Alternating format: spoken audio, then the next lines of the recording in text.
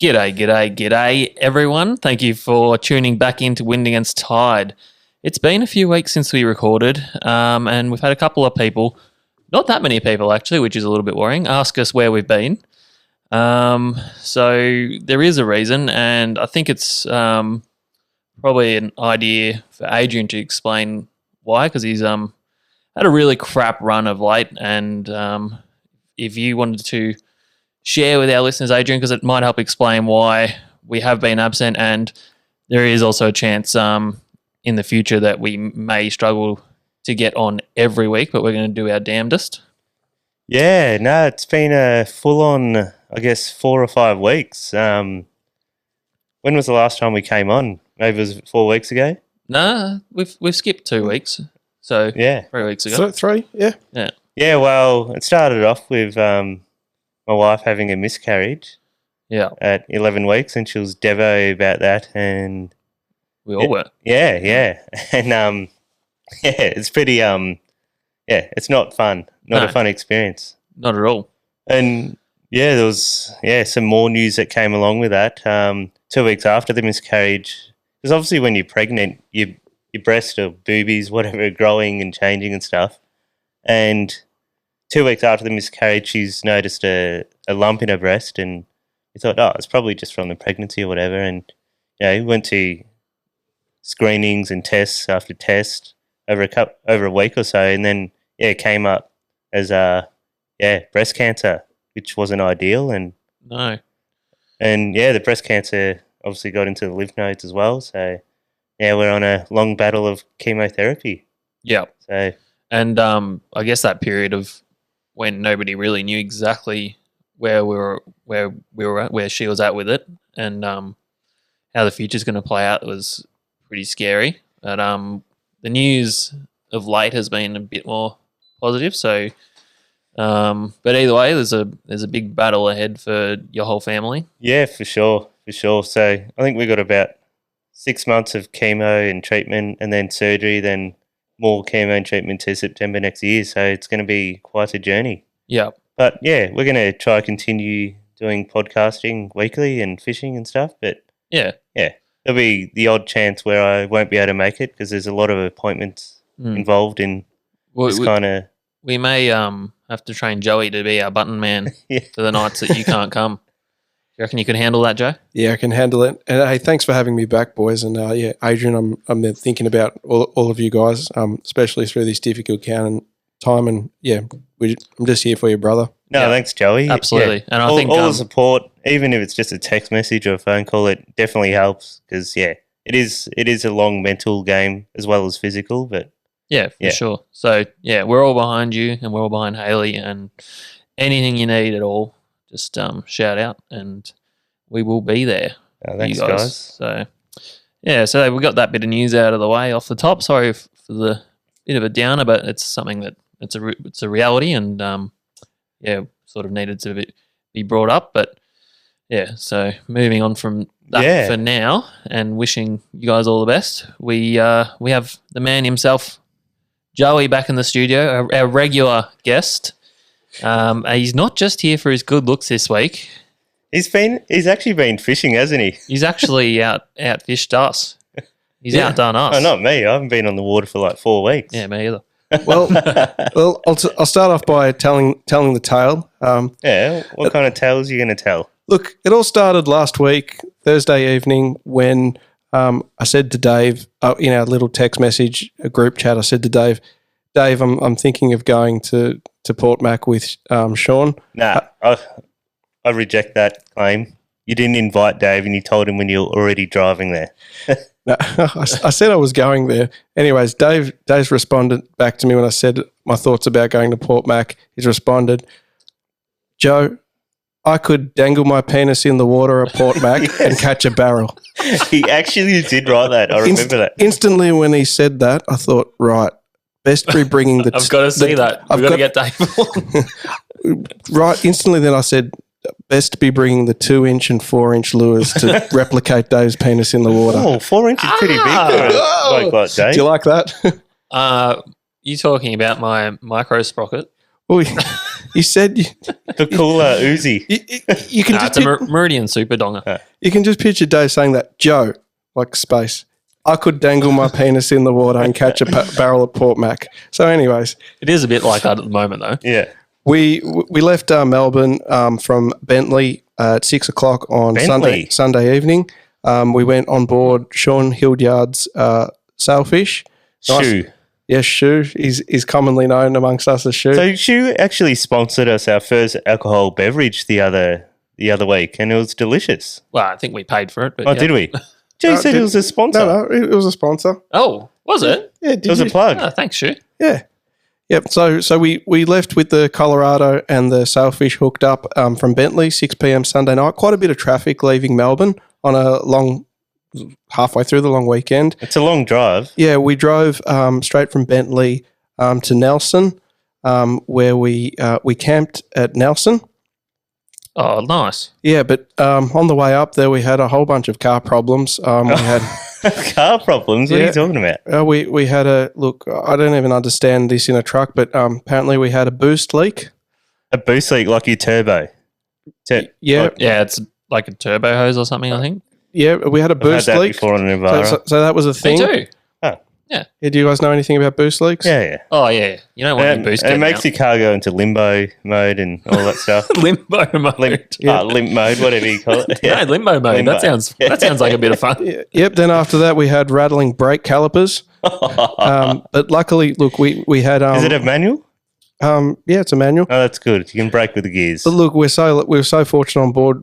We had on the trip Sean, myself, but we had Jono Theron, who's Sean's one of his best friends from South Africa, who's an absolute MacGyver, and he just knew what to do. So he fixed the rattling brake calipers.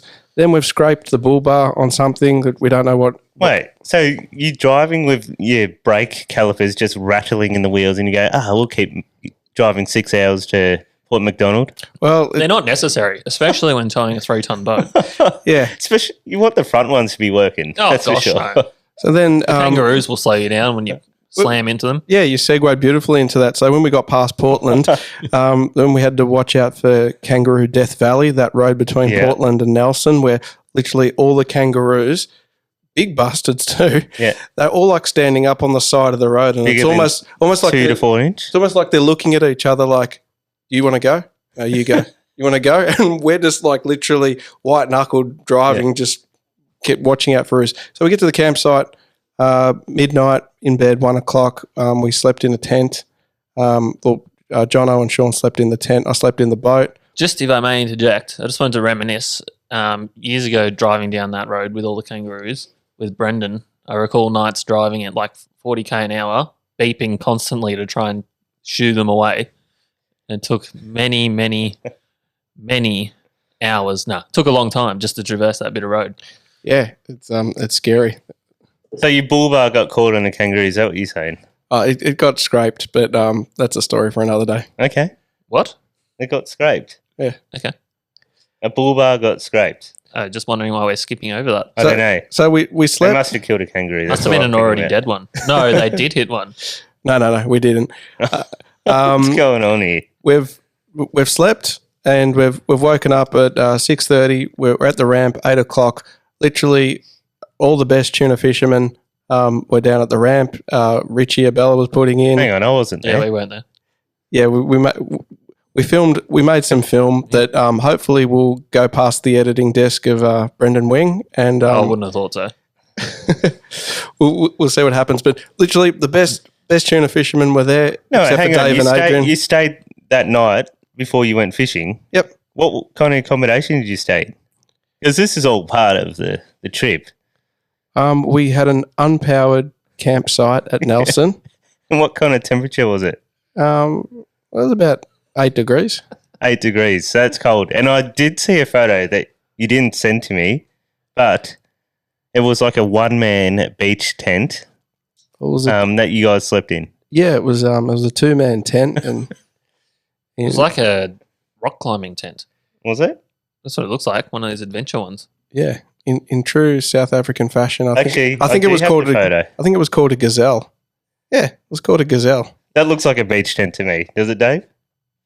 Oh, no. Well, No, don't talk about beach tents. That brings back bad it was, memories. look, I didn't sleep in it, but they had the blow up mattress there. So Jono and Sean slept in the tent, and I slept in the cabin in the boat Yes. in my -8 sleeping bag. Snug. Did you get dew on your face? No, I didn't. Oh, that's good. I cracked the little bit of the cabin door open, just let a bit of fresh air in. Nice. Oh, that's good. Okay. Glad we covered that. Yeah, well, I've never slept in an unpowered site when I go fishing. Have you? Yeah. I mean, I've slept in the car. Mm. But you might as well sleep in the car at the No. boat ramp. Oh, Joe sounds like he was pretty comfy. No, I was comfy in -8 sleeping bag. Oh, I had a nice shower at the caravan You park. get the amenities. That's good. Yeah, carry on. All right. Yep. So Let's skip to the next day. let's just skip to the action. So next, You've had a good time in your boat cabin doing God knows what. Wouldn't want to go over that with a black light, but anyway. Yep, we've driven. Oh, shit, Shu. Check your cabin. This ain't good. Check the ceilings. Yeah, that Disgusting little man, Joey. you were keen for the barrels. Look, they were carpeted, so you can just. Oh, you rubbed it in the carpet. That's not good. Shu, if you're listening, Joey is one dirty bastard, and he's going to clean your cabin ASAP. Oh goodness. Mm. So, anyways, we leave Nelson in the morning, and we launch at Port Mac. All the best fishermen are there, except for Dave and Adrian and Brendan and anyone else I've missed. Richie was launching. We had Marty and Xavier were launching. There was a guy in a big grey hardtop fiberglass boat. I don't know his name, but he knew You me. don't have to list everyone. Oh, that's all right. Carry on with the story. Well, we went out to 35 metres where the main group of boats were, and literally people were peeling from the left to the right. Mhm. And we went to the right, and there were birds starting to work up. Everybody was already putting their outriggers out. So we found our own little patch of birds that we decided to work. We put the lures in at, we launched at, I'll say 7:45. Blimey. Yeah, it was a That's late late. launch. Yeah, it's 7:45 because You guys must have made breakfast or something. no, we didn't. We went breakfastless. Oh, Yep. We had roast beef rolls in the esky, so we just wanted to just get out there. Yeah. So just want to get out there, but we'll sleep quarter into to 8:30. quarter to 8. Well, there's the other thing. When you cross over to the border into Port Mac, you gain half an hour. Yeah. So you slept in So you're even more. You're saying it would have been even later. Yeah, essentially. So yeah, You guys must have got on the sauce the night before. hardly not. They must have just struggled to pry Joey out of that cabin. Oh, yes. He was stuck. Oh, I forgot a very important part of this story. It was actually the last night of the last day of KFC's Hot and Spicy on Sunday What do you night. mean? Is it, It's finished. wasn't it? So it was out for like a week. No, it's been going for the That's last why you week. messaged me the other day and said, guess what, guys? Hot and Spicy's back. Well, yeah, it's finished. I got the last one on Sunday night, so we got Hot and Spicy. Do you have lettuce or cabbage? Oh, I had the mix. The mix. Mixed Oh, you lettuce and did? cabbage. Tough Yeah. times for KFC. Yep. How come Macca's have plenty of lettuce? Do they? It's probably cheaper to go buy Macca's burgers, pull all the lettuce Yes. out, Well- collect it, and take it home than to buy a lettuce. Sushi Mango did a skit where he went in the drive-through and ordered a Big Mac minus the buns, minus the patties, and extra lettuce. He stole my joke. Yeah, but he did it before you said it. So. Yeah, but I didn't know about it. So, therefore, he stole. Yeah. So we put the lures in at 8:30, Yeah. and the task at hand was to collect 3 school fish for the table. Oh, you're actually going to kill some fish. You got distracted meat collecting. No, that was what was told. Like I'm was part of the crew. The captain's like, let's just quickly get 3 school fish so the families. How did he say that? I looked How did after- he convince you? in those words? Yeah. I was like, oh, we'll just Joe, you do a fantastic South African accent, having grown up with them. look. I'm not. Look when the time comes. Not we'll think of racist. one. You're allowed. So we actually no. Sorry, I've mucked up that part of the story. We had the barrel spread out, Yeah. and then literally only after 3 minutes of barrel spreading, Sean says to Jono, he goes, "Yeah, Jono, won't you put out that Alco because we got to pick up a couple, 3 schoolfish." So literally the barrel spreads out, and then he's got one Halco out. We got one Halco 20 size that's instantly got hit. Oh yeah. While the barrel rod, so we've quickly dispatched that one. Literally flicked the fish in the boat. We've flicked the Halco back out again. It's on straight away again. In, flicked it out again. Got our 3 within 5 minutes. This is 8:30. Yeah. 8:45. You've bagged out on tuna already, Joey. Yeah. While the third little tuna's rattling, the long rigger goes off. Yeah. And look, Don't tell me it was another schoolfish. No, you could see that the rod was solid and it wasn't bouncing. It wasn't a mega run. Like we thought it was another schoolfish. Yeah. Jono's picked up the rod and he started cranking it, and then it started to speed up, and we're like, the old ramp up. Yeah, the old ramp up. So we scrambled to get Jono in a harness, and struggled to get him in the harness. Yeah, we did. Why did you struggle to put a harness on him? He's a big boy. No, he's tall. He's a big boy. No, he's tall, and we were just having. I was really struggling with the straps. It was We just wasn't. We weren't ready. We weren't expecting it to happen so. Team. We weren't expecting it to happen so quick. But it went perfectly to script. You got your 3 meat fish, and you were ready. Good captaining by she, I reckon. Really good. Yeah, no, there was fantastic boat driving, but look, long story short, where we got that fish under control in about an hour, and we had a beautiful, I'd say about an 80 kilo fish by the boat. Yeah, there he is there. Slick. Yeah, right. Dave, you calling 80 there? Oh, if Joe says it's 80, I'll give it to him. Okay. It's they don't look as big in the water, especially on a wide-angled GoPro. Yeah. There you go. Yeah, maybe not 80. No, that's not the best. There's another video that he wasn't quite ready to come up then, I don't think. Yeah. Well, either way, so was that Shu's friend, Jono? Yeah, that's Jono on the rod, and that don't tell me that was his first bluefin. No, it wasn't. It wasn't his first bluefin. It was his first big one. Yeah. Put in a few hard yards. Yeah, so Shu's opted to release the big fish because he didn't want to fillet him, and he did That's a well. very sustainable way to go. Catch a few small ones, let a few big ones go. Yeah. Do you reckon they taste the same? A lot of people say the big ones are The big ones better. taste better. So that's on a big Vicula lure. Yeah, Evil Angel. The old medium sprocket Evil Angel. Yeah. One of the best. Yep. So you let that one go? Yep, so we've let that one go. Sean's just lip gaffed him. We've taken some nice video and boat side, so we've let him go.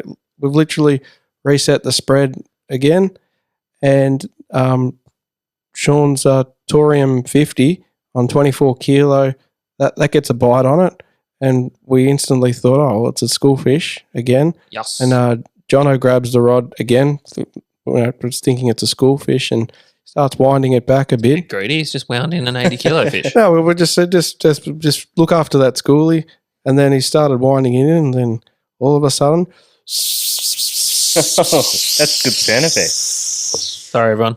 Sorry about that. That's what happened. It's like sounded we're like- on again. It sounded like wind noise. Well, it was a small reel, so Right. that's what. Okay, no, it's good. Setting the scene.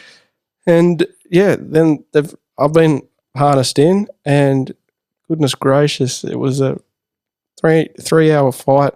3 hours. Well, we hooked up at 9:45, and we didn't have it under control until pretty close to 1 o'clock. Yep. And now you've sent through photos and video to us. Yeah, I'm not sure which video this is. Is that your one or is that Jono's one? That looks like Joe's. Yeah. Yep. Looks bigger. So we reckon this one's probably at 130. Look at this seal. Nips it. Actually nipped the fish. Yeah, he did. So there's been a bit of an issue with seals down there at the moment. Yeah, they have it. Look at the seal. during the fight, the seal got attracted. That fish took us 30 Ks, by the way. 30 Ks. That dragged you. Yeah. By the way, your torium looks like a Tiernos. No, Torium 50. Is it? Yep. Okay. Let's have a better look. It looks that's a quite tank. small for a 50 though. Yeah. That reel. But anyway, that's not really relevant or Yeah. important. It's not an important detail. Oh, look, it's my biggest bluefin. And That shows its size pretty well, Yeah. Joey. Yeah. Well, look, this is how we came to the conclusion that we think it's in that circa 130 range. Look, I'm standing right up against those steps there, and if you measure from the steps to the back of the boat, it's 2.3 meters. So Yep. So And- that's total length. yeah, and what I've done there, look, there's no tricks here, but to try and get a good photo, I've tried to lift the fish up as much as possible and extend my arms out from the boat so you can kind of see a gauge of really the length of it. Yeah, good No, photo. it's a bloody cracker, Joe. I reckon, probably around 130. So, Yeah, well, look, according to the Tuna Champions chart, 190 centimetres is equivalent to 120 kilos. yeah, this is fork length. yeah. Yeah, to the fork length. So, Yeah. So I got a 195 in Tassie that went 124.4 kilo. So right. yeah, So, it'd be pretty close to 130 if you're saying it's 2 meters. yeah. But awesome job. Awesome trip. So, yeah, that was it. So you've rolled onto a few big tuna this year, Joe. You've just like jumped on the right boat at the right time Just made the right call. a few times. After years of being unlucky, Joe, it's like we broke your curse last year and now you just can't stop catching them. So Joe has this lucky feeling around the Queen's birthday. Well, that's it. Yeah, it was 2020 Apollo Bay that we had some good success there. I'll never forget that trip. But yeah, Queen's birthday, get on it. There you go. For everyone out there, if you want to catch a barrel, just go Queen's birthday. Yeah, basically. Or you just find out where the fish are, and if you've got a mate going there, you just go, hey, can I jump on and wind a fish in? And it works, doesn't it, Joe? Yeah, well, Well, thanks for coming in and sharing that, Joe. I know you were very excited. Oh, I love the story. Yeah. I love the rattling brakes. I love the noise effects of the Yeah. line coming off the reel. it was Very enjoyable. yeah. Thought you would have done more. And Joey loved the sticky cabin. Joey loved the cabin. Yeah, so So, Dave, I reckon. yeah, I ducked before you tease me. I also went out on the Monday, but I didn't have the time, money, or resources to go down to Port MacDonald. So I thought I'll have another look for another local one. Oh, And you did invite me, but yeah. I invited you, but at the same time I said, I'm guessing you won't be coming, Yeah. which is understandable. Well, I was going with you until Port Mac was a thing. Yeah. And you did invite me to Port Mac. We did. It's just a bit hard for me at the moment. But yeah, anyway, so yeah, very contrasting fortunes. I actually drove around the ocean all day and didn't even put a lure in because I didn't see anything. And then once I got home, I found out that one was caught right where I'd been driving around like a maniac and not seeing anything, and someone had trolled into one. So sometimes it's worth just putting lures out. But yeah, traditionally I like to find a bit of life before I deploy the lures, and I didn't find any at all day, so I didn't even end up putting them out, and I covered quite a bit of distance and used quite a bit of expensive fuel, might I add. Oh, it was a pretty penny. Yes, $2.16 a litre for those playing at home. Wow. So when you go out and you look all day for these fish and you get back to the ramp and you find out someone else has caught the fish you're chasing, how does it make you feel? Oh, look, it's a little bit upsetting, but then you think about it and you go, look, I could have been exactly where he was in the same area and still not caught that fish. Yeah, well, I think of it more of the glass is half full kind of thing, because you go, oh, my goodness, there's fish out there. I was so close. I'm going to go out another day. I know. Yeah. And that's the issue. It keeps motivating you to go waste your time. Look, just in contrast to that there, like you didn't see anything and whatnot. At Port Mac, we didn't normally. I've been on board with you where we've sounded up barrels and then a rod's gone. We didn't sound up barrels at all, and a rod just went. And didn't the one that was captured out there on the day that you were out, was that just a blind strike? Yeah, apparently. Yeah, that's what was reported. yeah. It was just a big blindy, Which is, okay. You got one. yeah, no, that's awesome. Awesome job. And you didn't put the rods in, even thinking, oh, maybe on this particular area I might get a blind strike. I did not. In hindsight, maybe I should have. No, just I get it. Open Rub it in. discussion. You had a good day. I had a bad one. no. I I'm think just Joey's trying to say he's the superior fisherman, Dave. He is at the moment. No, I'm not. But I've fished a lot with Dave, and he's very, very good, and he knows when to put rods in. But it's just when you think you figured it out with fishing, like how do you know when to put a rod in if you're not seeing much? That's the thing That's about exactly fishing, right. Joey. The grass is always greener. Yeah, you know what it is? You always feel like that big workup bait ball fish busting is just over the horizon. Mm. So you keep looking. And then eventually you tick off all the spots that you want to look at Yeah. and you're back at the entrance and you're sad. The thing is, there's also like deep bait getting worked too that you can't visually see. No. That you might hook up on just randomly, and that's where you get these blind strikes from. That's right. But anyway, moving on from the barrel reports because we've... Yeah, we covered tuna like 11 out of the 12 months, I Oh, guess. well, who cares? Let's not pretend that we're something we're not, Adrian. Yeah. We're tuna hunters. Okay, back to your whiting you go, Dave. Wow. I was going to talk about a little something else was... What do you got for us? So don't get too excited. Oh, well, I've got a few things, but something cool got sent through to us before from our good mate, Jonah. Oh, He sent us a yes. nice fishing report, but there's a little add-on there that really sparked mine and Adrian's interest, which was a large mobula ray. Now, I thought that a mobula ray was a manta ray. Well, I think they share the same scientific name, Mobula manta, and then Mobula devil and all that. Yeah, okay. So this one wasn't your classic manta, but so a big mobula ray has been washed up down there at was it Bicheno, I believe, Adrian? Yeah, the east coast of Tassie somewhere. So, Oh wow! Have a look at the back dorsal fin. so Jonah's partner, she works for who does she work for? Some kind of marine biology company Yeah. for the Commonwealth. They both work for she works for like UTAS or I don't even Yeah. know. And she's just gone down to the beach to, It's just go washed, sightseeing, and it's just washed up in the back of a ute. it's just washed on into the back of her ute. Yeah, So- but she's a scientist, and she's chucked it in at the back of a ute, and I think they're going to analyse the species and why it's washed up there. Well, he's calling it a devil ray. Yeah, that's right. The So- devil ray is a type of mobula. So it's a mobula devil. Yeah. Washed up alive. What? That's what he's saying. And they've chucked it on the... Usually found in tropical waters. Strange given the AAC is pretty much gone. Yeah, it's pumping Probably why it was battling. pumping the other way now. So But I have seen those things or some sort of mobula ray jumping, like multiples of them jumping off Lake's entrance Yeah. before. Well, So I don't- they can't- eagles and duck rays and all that do it as well. Duckbill rays and all that. Yeah, it's not the jumping that's the Yeah. important bit. It's It's the the- it's the southern Yeah. latitude Okay. or longitude. Yeah, long. That's that way.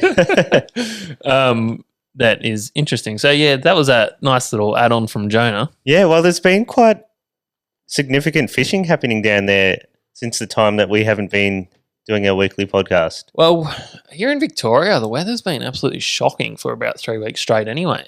So there hasn't been much chance to go fishing. But down in Tassie, they've got obviously they're a fair way away. They get a different weather system, but there's also quite a lot of protection there. Yeah. From the elements with the big cliffs and stuff blocking the wind. But Yeah. we will talk about that and when we go into our reports segment. Okay. And one other thing I wanted to touch on there was Lake Mulwala. So Yes. so we were talking about. I was talking about with someone just earlier about how they've drained all the water out of it. What? Yeah, so they do this, Joey. They drain the water out every, I guess, almost decade because around the wintertime, because there's a thing called green and blue algae, right? Mhm. And the frost kills it. So what they do is they drain the water out so the frost can kill it, and then they let the water come back in. But it creates a really good, easy fishery 'Cause for the these cod have giant nowhere to murray go. cods. Because, yeah, they just all, fall Wow. into these small little creeks and hatches, and people So- just cast lures at it, and they're getting triples of like metre 20 fish, and What? yeah, But I believe you can no longer launch there because the boat ramps are obviously way high and dry. yeah. So it's a lot of mud between the water and the boat ramp. Oh, that'd be like instant quicksand. Yes, sink mud. So I put the question out to Mitch Chapman, who's one of our cod gurus. Yep. I said, "Hello, Mitch. Where do the cod go when the water's gone?" And he said, "The main river, which obviously was originally Yep. running through there before it was dammed. Damned if you do and damned if you don't. Mm-hmm. Uh, Damn. will remain. So there's still water in there. So they're even more concentrated Yeah. in that riverbed. So the cod are fine.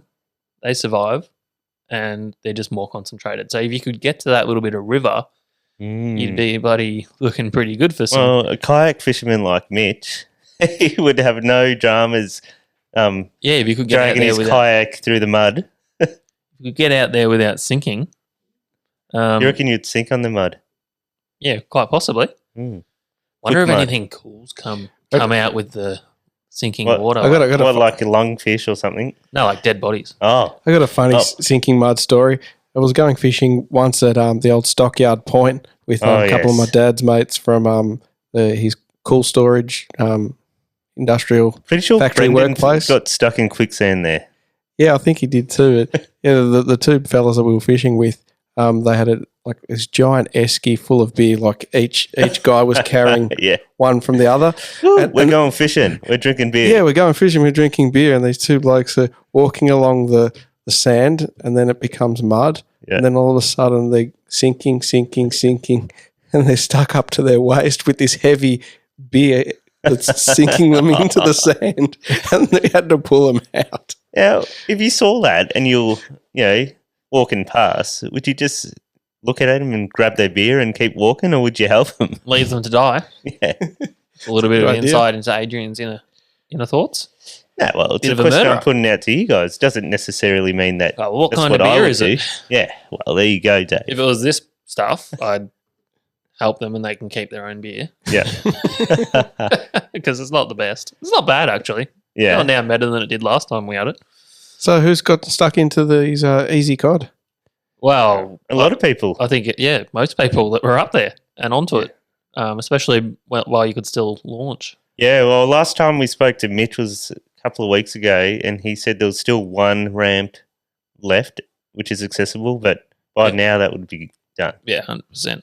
We missed our window. Yeah. Classic us. Oh, Anyway, Joey's Devo. yeah, he's into it. oh Well, look, there's still Eeld and Joe, and I know there's Yeah. been some good fish caught at Eeld. Yes. we often talk Joe, about let's get our Dave. tinnies down to Eildon. Yeah, I've still got problems with mine, but You can tow it with the CRV man car.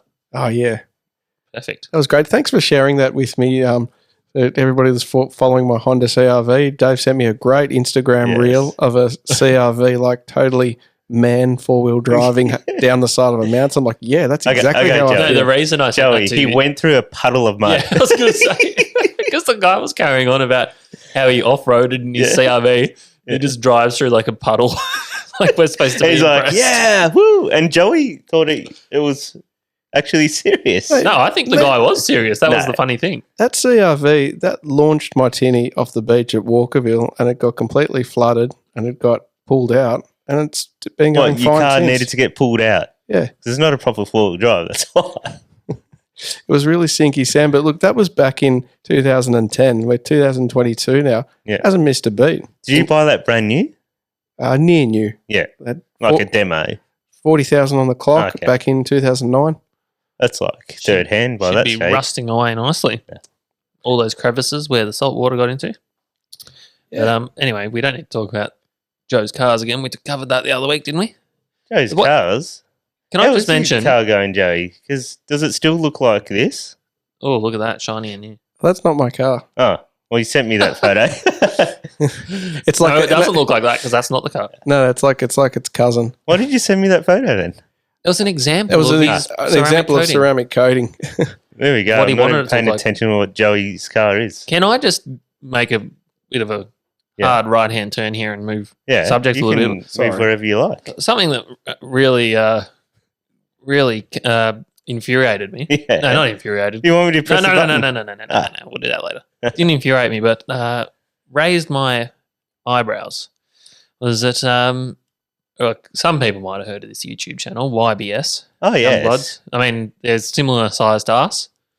Like we're both pretty big YouTubers, influencers, I'd say. Except for Obviously, he'd be aware of us. He lives on a farm with some emus and some dogs and lives on the beach. And Anyway, he stole our idea, Adrian. what? Our idea? What do you know mean? how we've been trying to catch fish on weird lures, weird animal ducks no. and stuff? He went out and he literally bought all the BCF Savage Gear rats and snakes and stuff. Oh, no, he's done it before us. And went and filmed it way better than we ever possibly could. Now, it's just not fair because he lives in tropical paradise. There's bikini-clad women everywhere. Is he catching fish over 10 kilo in these? He was, I'm pretty sure he got like GTs and Queenies and... Like big things? Reasonably. I'm going to catch a barrel. You heard it here first. I'm catching a barrel on Daffy the Duck. You're not making another big claim again, are you? Oh. Hey. Just finish tag at 100 first, buddy. Okay. So, yeah, he's completely stolen our idea, done a way better job than we ever could, and lives in tropical paradise. Not fair. How do you feel about that? Well, look, I'm going to go home and watch it, get some ideas, and film it better. So, Do you know how I feel about that? Oh, Joey. Tell me, Joe. Gives you sense. It's, you know what? You can live in tropical paradise, but even in tropical paradise, the fishing can have really dead, dull days. So, yeah, but it's the same fish day in, day out. They're not catching these giant, behemoth of fish, are they, over there? look, Well, they could be. on a Are really, they? There's Like what? 1,000-pound blue marlin and stuff there. Why don't they do it then? Well, They just stay inshore casting at these reefs. They're into the variety. what Okay. I'm trying to say is, like, you might very well get your Daffy Duck barrel if you're in the It's right actually place called at the Danny right the time. Duck. I said it wrong. And, yeah, they have such variety. We have like 3 fish here, and we only like catching one of them. No, I love snapper, but you can't be bothered grinding this time of year for them. Oh, God, no. Oh, Even though I could go out there and catch one, but I'd rather not. No. But this segues through to another segment. Oh. Adrian. Some fishing reports. The hookup. oh, We had the hookup. smash that button. Smash it. Welcome to the hookup. Get ready, boys. Yeah, I'm ready I've for got you. not 1, not 2, but 3 guest reporters for this week. What? We are going to kick it off. Who with likes us that much to send in reports?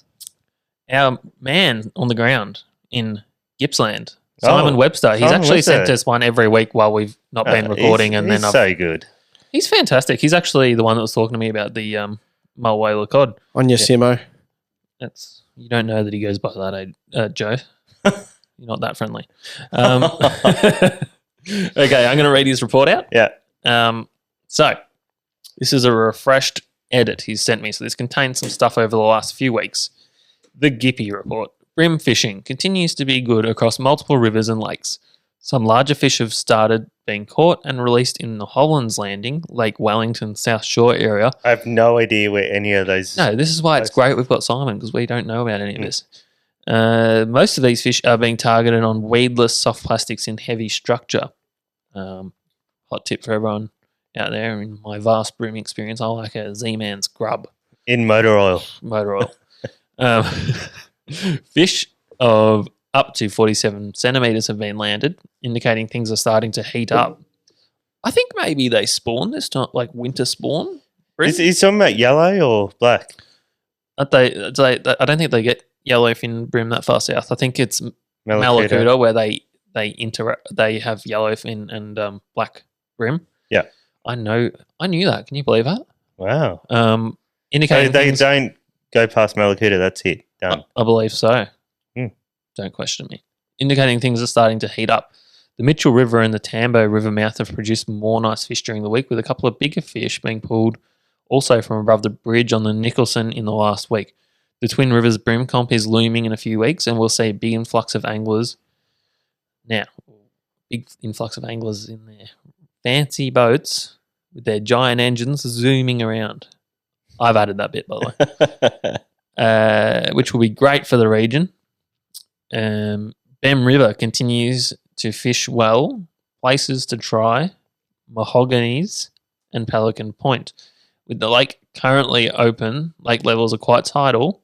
Several small swords caught off lake's entrance recently as well, but weather recently has closed off access for boats wanting to go wide. Absolutely it has. Many anglers hoping to see some southern bluefin tuna action shortly out wide and in the rigs, but so far very quiet. Sorry, Adrian.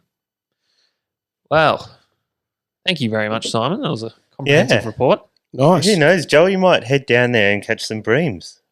I'm going to swing right over to the other end of the state now. For our man on the ground there, who already named Lowry? him. Wow. Mike Lowry. Apparently he didn't want us to oust him last time. He wanted to be a secret reporter, but we ruined it. So a secret West reporter. you can be secret this week, Shane Lowry. We just call him John West. Alrighty. So He's often known as the Southwest Dominator. Is he? he said there's been some good mulloway caught in the Hopkins recently. Okay, Joey. Hopkins. What? At Warrnambool? Yeah. Yeah. You know, yeah. Good moon phase. The Merry River and Mount Emu Creek / Hopkins have been producing some cracking trout and large estuary perch. Are those wild trout, Dave? Yeah, they're native to Australia. Just crickets there. Hey, I hope there's something in there. I'd love to catch a Chinook salmon. Are there Chinooks on the bite down the southwest? Yeah, they're everywhere. Yeah. Okay. They're Carry on. pests. Those two rivers are open to trout fishing even though they're closed through the closed season. Is it because they're stocked, obviously, then? They're not wild. They're all stocked once upon a time. Well, you know what we mean. Yeah. Not naturally breeding ones. Well, don't they deserve to live? Just like those big broodstock ones that Brendan was releasing. The ones that have like weird tails and gill plates and have about a week left to live because they can't handle themselves in the wild. Yeah. Those two rivers are open to Joey's trout fishing. phone's buzzing right now. I can see his pocket flashing. Oh, that's a sale, Joe. Get on that. Yeah, even through the closed season, I've already said that. I think they are the only rivers in the state where there's no closure. He's just going to fact check it. He's 99.9% sure that's right. So he's told us all this info and then goes, hang on, I'll fact check to see if it is open in the closed season. Room have moved deeper up the edges, as is usual this time of year, and vibes, as well as heavy plastics fished in Z-Man, motor oil, grubs. 2.5 metres to 3.5 metres definitely account for some good size winter brim. Purrumbete is still producing some great trout and redfin for the... Any Chinook salmon in Purrumbete there, Dave? I have to edit this on the go. Yeah. Some great trout and redfin for those fishermen who love non-natives. Shane's not a fan. There was a cracking 38 kilo harpooka caught out of Port Mac. I love it. I need to get on that stuff. It was a really good fish. Was it a bass or a harpooka? Harpooka. Okay. Can we do that one day, David? Yeah. Dave gets too swordfish or tuna distracted. So do you. No, I would love to go out with the electrics. We'd all love to go out, but we don't. Yeah, we get distracted. Yeah. So it's not just me. No, but I'd love to just bring the electrics and that's it. Done. Well, fair effort from this guy because he's gone straight through like the biggest giant tuna bite of all time to the shelf to catch a harpooka. I would do that. I haven't caught one. The rest is all tuna, blah, blah, blah. Shane's not into tuna. And he has some sneaky reports of some really good cod taken at the Rocklands Reservoir this week. Oh, they got cod down that way, do they? Yeah. That was like, didn't know. So apparently they've put over 500,000 cod in there. Like all kinds of sizes, like yearlings, fingerlings, and all that.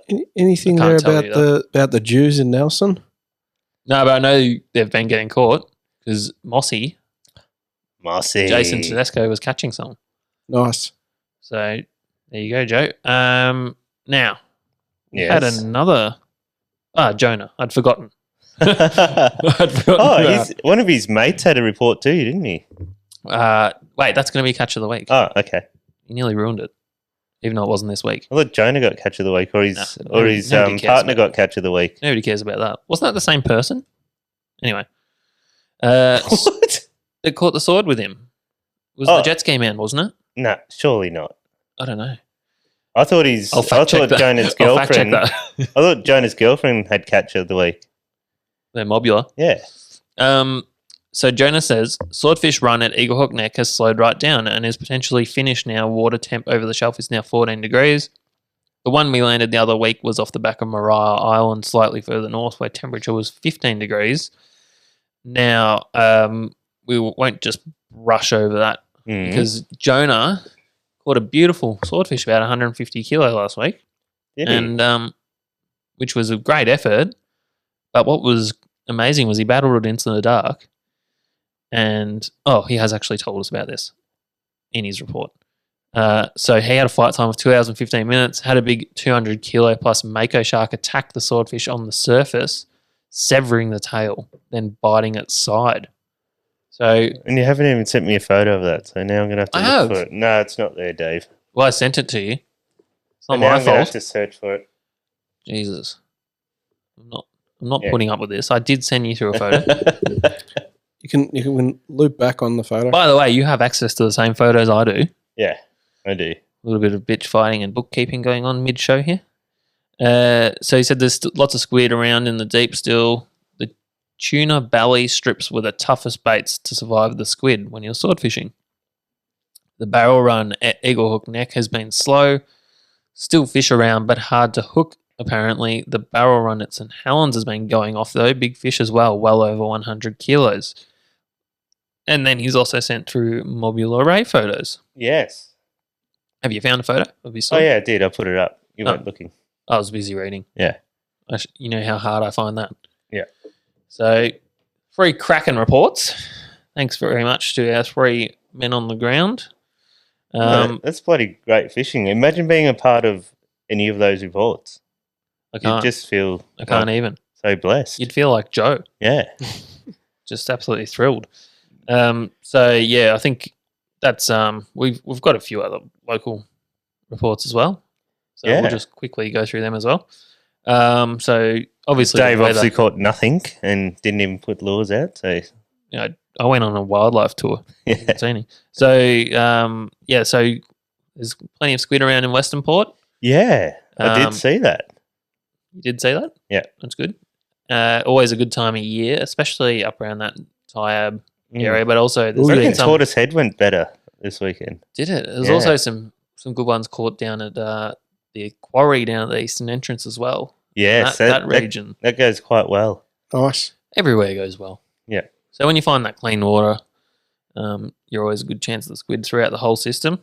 Same for Port Phillip, obviously, plenty of squid around there.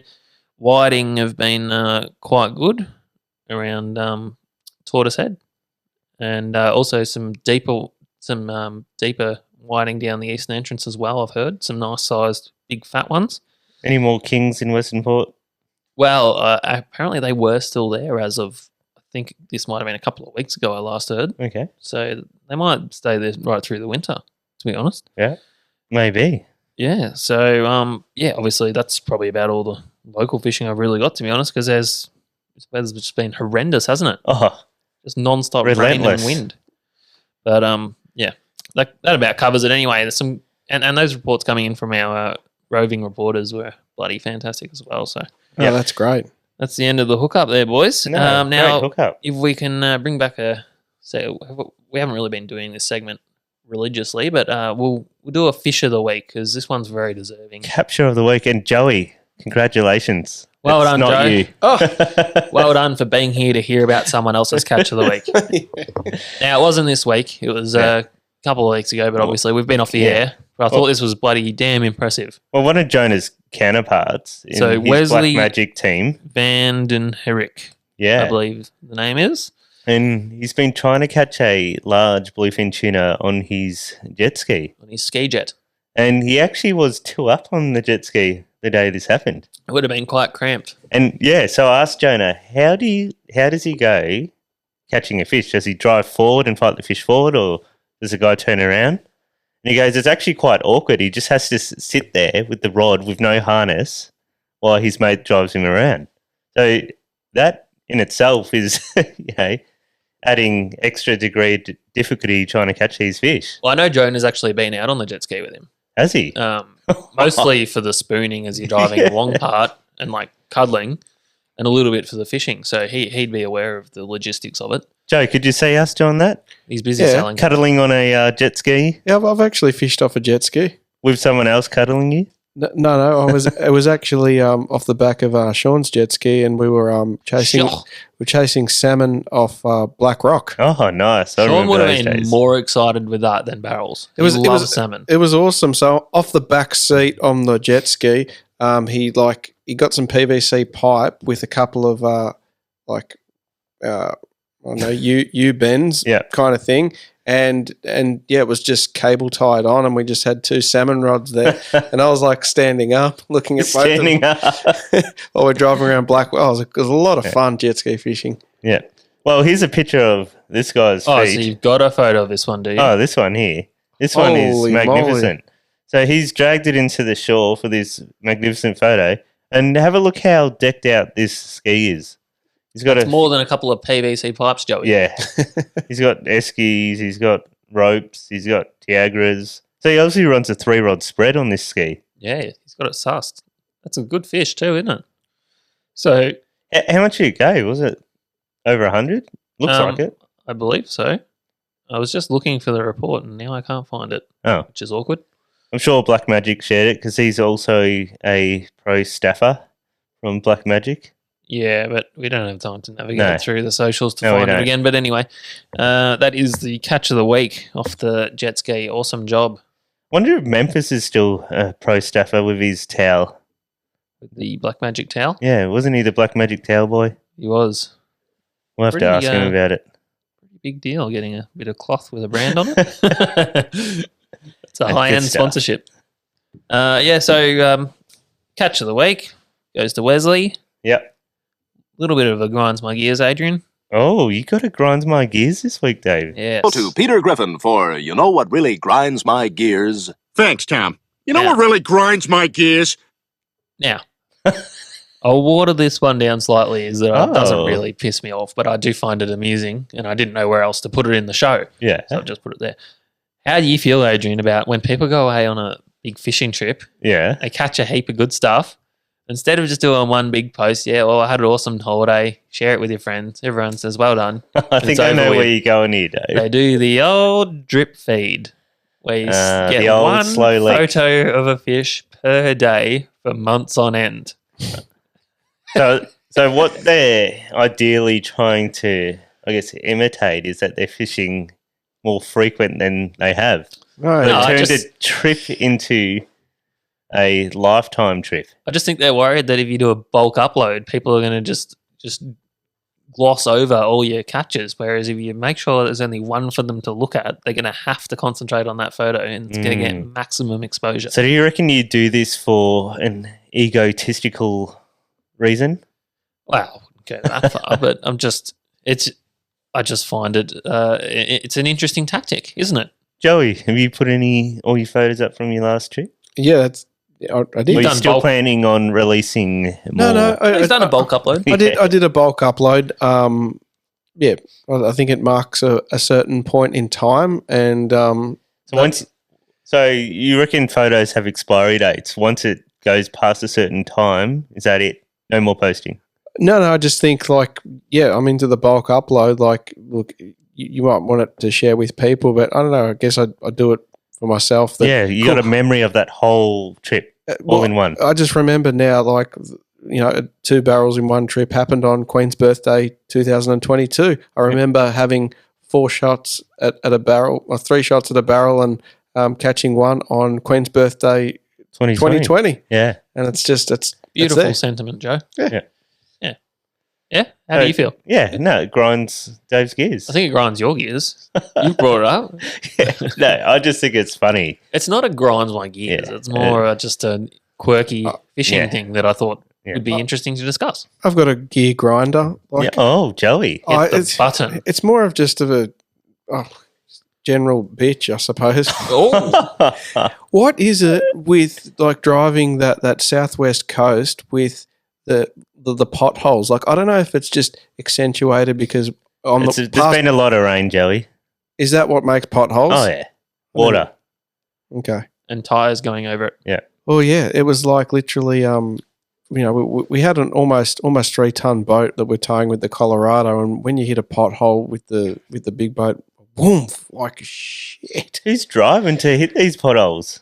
Sorry, it wasn't just a pothole. Then there was just these random, Well, like a gorge in the middle of the road. these random just like drops in the road, and like Sean Sean goes like, yeah, not even a signpost for that one. I like how they have those yellow signs that say dip. There's no dip, so there was no. Joe sees him and he goes, "Oh yes, dip, delicious. Yes, black swan. I've got crackers here. That's exactly what I thought. Pull over, Shawnee. There's dip." No, but there was a dip in the road, and there's no signpost there. He's right, and literally, it's scary as. Yeah. Wouldn't it be a dup? Joey, there's a dup.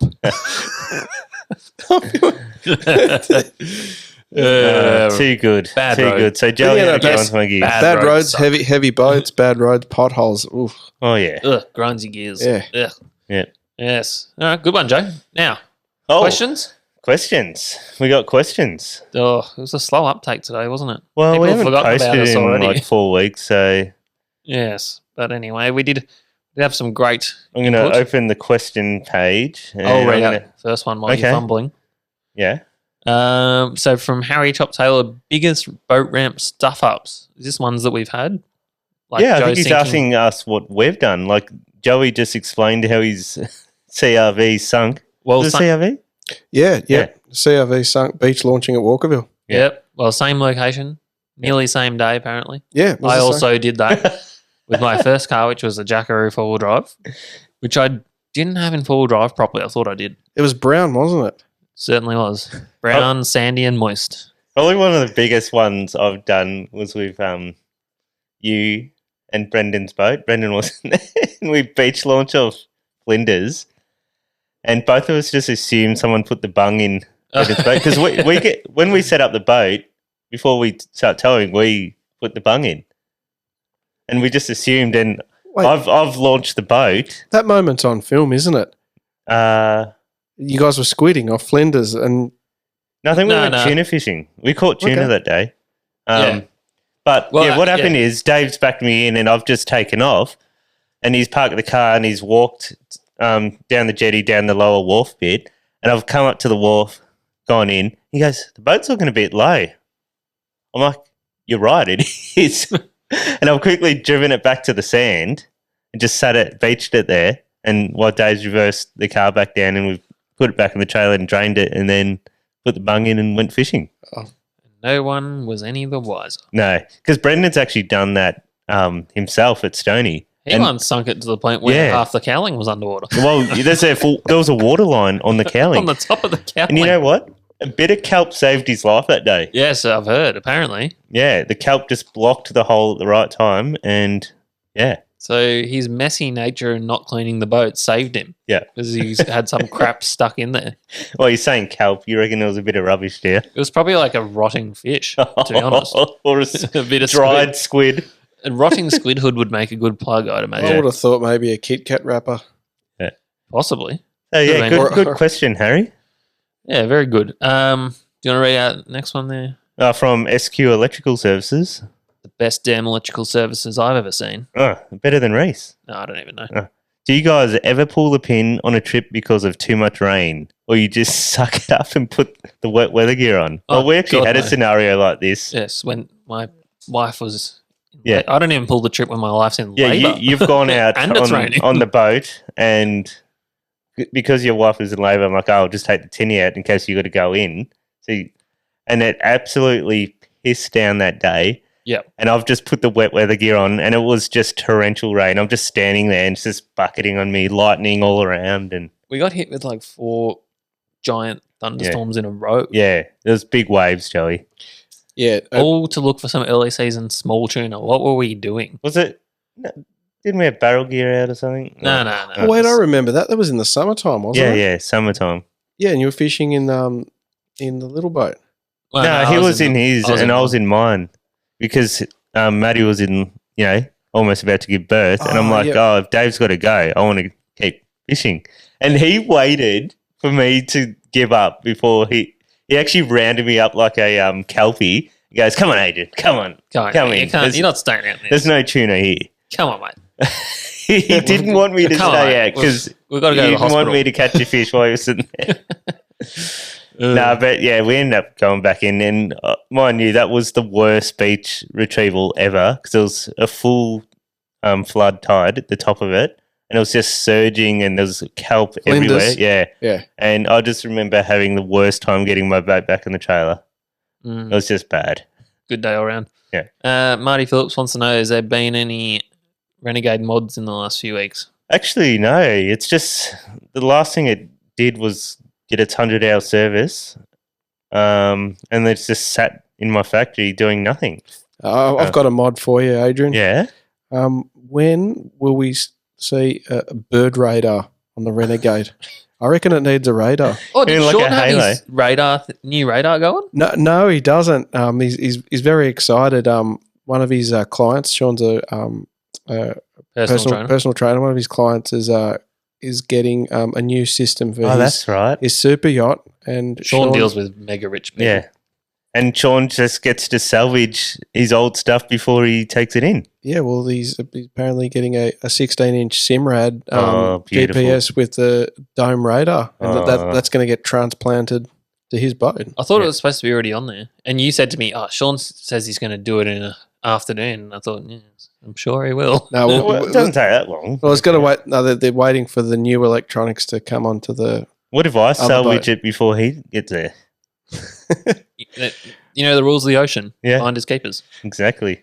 I think it's coming off the boat, and it's just going to get in a box and just get shipped direct. Someone told me once a boat leaves the marina, it's no one's property. And if you've got a salvage license, you can salvage that vessel. And it's I'm now pretty yours. sure that's if it's adrift without anyone on it. Yeah, that's what I mean. Yeah. Not So, attached to a mooring. Do you remember these big floods in, I guess, not the Derwent, up in North Wynyard, Burnie? There was those big floods and the marinas just wash out all the boats out to Bass Strait. Mhm. Those ones you could salvage because they were still tied to like wharfs and they're just flooding out to Bass Strait. That reminds me of a story which I don't have enough details on to really Yeah. talk about properly. But there was these guys, and I believe it was off Sydney, say this is what the issue is with this. It's very vague. Sunk a boat like 2 years ago, and it That wasn't recently Jeremy Cameron, was it? no, Oh.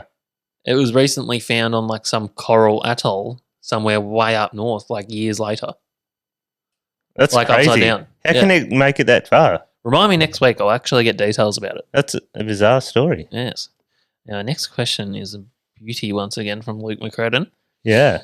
Hi guys, long time listener. Just wondering what you guys think is a reasonable amount of time for a person to sit in their car post car fueling. I mean, I get that you have to reset and put your seatbelt on, but I don't think it's a time or place to sit and check emails, eat and snack and ponder life for a while. Thoughts? Well, some of the servos, the older ones that haven't been renovated, still only have one diesel pump.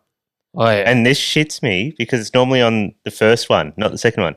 And then someone pulls into that. in their little Yaris. Yeah. And there's no more cars anywhere else and they fill up there unleaded. And you're just waiting to get to that diesel pump. And then they sit there, get snacks and stuff. Instagramming. Yeah. And start trying to put their seatbelt on. It's like, come on, just move. Yeah. And I think it it does annoy me. I think it's pretty unanimous that is extremely annoying. Yeah. Look, I'm a bit of a culprit of that, checking emails. But Yeah. not hogging the one and only diesel pump. No, Please but tell if- me you don't do that, No, Joey. if I do decide to do one of those, it's usually at one of those mega truck stop servos. Yeah, with 20 pumps. it's okay if you don't have a car waiting behind you. Yeah. That's all right. Yeah. think. For me, I hate going to servos. I just want to be in and out. Yeah. Because it's I just don't even dead go time in- to me. I don't even go in to pay. You just drive off. Thank you. Sorry, time of the essence. Got to go. So I hope that answers that one, Luke. Thank you for your continued off-topic questions. They're very enjoyable. Yes. You want to read out the next one, Adrian? A couple of weeks ago, Dave posted himself spooling his 50 wide. Good reading voice. What brand, braid, and mono was he using? So Jarvis Walker braid. they've got spider wire. No, they've got. They have Frank Busted tackle. Oh, Tasline. SAS. They have Tasline Is on them. it SAS or Tasline? It's Tasline. Okay. So they've got Tasline, 100-pound Tasline, and then the top shot is whatever 37 is cheap. big game. 37 Berkeley. kilo. I think they've got Tiagra Hyper or whatever it is on there at the moment. Expensive. But yeah, I like Platypus, Moi Moi, Stren, just naming all the brands. What do you like, Jay? Maxima. In terms of braid or mono? Either. Oh, I really like. No, I like Power Pro. Yeah. It's really staunch. It's stiff. It's cheap. It breaks way over its capacity. Yep, It's very thick. It is thick. I like Power Pro. Sometimes the thicker it is, the more wind knots you get. But then I am a huge fan also. I do love that Tasline stuff that you guys have got. It's very supple. It's easy to tie, but it's It's definitely the best quality. But to be honest, I'm fishing 37 kilo. So whatever I'm putting on there, I'm pretty confident it's not going to break. Yeah, exactly. Now, next one is just going to skip over that. You guys, can you? Oh, okay. We'll skip over that one too because we've explained why we haven't been on air. Do we need any lettuce? Nathan McDermott knows. He just wants us to let him know. Let us know. Let us know, Nathan, where we can get it from. Because I actually thought that I saw this on the socials. Yeah. I was like, oh, whatever. I went into Woolies at Hastings. It was like a bloody hurricane had been through the lettuce aisle. Yeah, It wasn't just Apparently iceberg. people are just peeling strands of leaves off and putting it in the bottom of their bag. It wasn't just iceberg either. It was like all the other rockets and Broccoli was $15 a kilo. That's like one bunch of broccoli. Did you pay $15 for broccoli, How are Joe? people supplementing that for iceberg lettuce? you're just going to have to get stuck into the frozen ones. Yeah, frozen broccolis. Joe's not going to be able to get his shredded iceberg lettuce for his boat rolls. Oh, yes. no. Oh, That'll be upsetting. I'm upset. luckily the weather's been cuck. Don't tell me he's Yes. Cuck. Yes. We would love some lettuce, please. So just to finish off. Oh no, actually. We got some message ones. Did don't you guys ever land anything on that rat lure from Kai Saxon? we? No. Adrian's had cod try and eat it. Yeah, I've had 2 cod try to eat my rat lure before, and that's about it. We've also We've got cast them at tuna and did no good. a message from Jeff. When fishing for barrels, Jeff you Whitehead. only throw the spread in where there's life, or do you troll around hoping for a blind hookup? Well, we kind of talked about that as well. Usually try and find some life, but that absolutely backfired on me the other day. The chances are far greater. Yeah. Well, traditionally, if you find life, you obviously a much higher chance of feeding fish. But yeah, you can definitely get some travelling fish just with a big blind strikey. If you're in a reasonable area, it does happen. Yeah. One on Facebook. So we'll finish off with this one. Yeah. Okay. Childhood fishing memories that stick in your minds. Good, bad, or ugly. Does everyone want to give us one fishing memory that we can think of? I just remember getting what are they called? The razorback squid jigs when I was a young whippersnapper, about 5 or 6 years old, and didn't even know what it was. Tied it onto my rod, fishing off the rocks, and I caught my first ever calamari. That's unbelievable. Oh, awesome. Yeah. And from that day on, so I'm like, I've always got to have one of these on me. Yeah. Yeah, The old nice. razorback. Yeah. Well, I think Joe wants to go. Yeah, my fondest fishing memory would probably be my first fish when I was About 2 weeks ago with Dave. No. oh gosh, I can't even. Joe was a carper from way back. Might have been 4 or 5 years old, and it was a yellow eye mullet. Oh, yes. on I a remember them. on a pencil float, fishing off the old Morty Alec Pier with my dad, and he had the onion sack with the bread and Yes, just- tuna oil, just dangling it on a rope there, and the wog pole. Don't forget the wog pole. no, it was a conventional fishing rod and reel, Conventional. and yeah, it's a yellow eye mullet. I was just that was when I was hooked on fishing. Oh, Yeah, they're awesome. actually really tasty, those mullet. Mullet are good. Yeah, smoked. Mm. Smoked mullet. Nice. Well, I think for me it was a family holiday to Bateman's Bay and lining a big old yellowfin brim off the surf, Yellowfin and it was bream. came in with a big hunk of kelp. Oh. So you thought you were on a monster. Nobody believed that I had a fish on there. Up comes this brim encompassed by kelp. I could imagine like, told you Tom it was a fish. And Told ya." I was so happy with that fish. It came from Bateman's Bay all the way home to Melbourne in an esky Without us. and came to my primary school the next day for show and tell. Show and tell a fish. Oh shit! What was the teacher thinking? Yeah, I can't imagine that would have been on ice all day Yeah. or anything. So yeah, that would have been that teacher would have been like, "What is wrong with this kid?" Probably not surprising the way I've turned out, really, is it? Far out. Joe, you want some chili? Fine. Well, All right. that was our first episode back in a few weeks break. Oiled, got some oil in those joints, got rid of some rust, shook the rust off. Yeah, We're back. good to be back. It was good to hear your fishing successful story, Joey. Thanks, Adrian. Thanks, Davey. So pleased for you, Joe. You're a wonderful boy.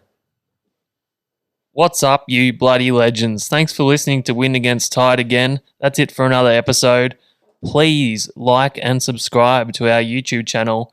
You'd be doing us a massive favour. Thanks, guys. Yeah. King Kong, Donkey Kong.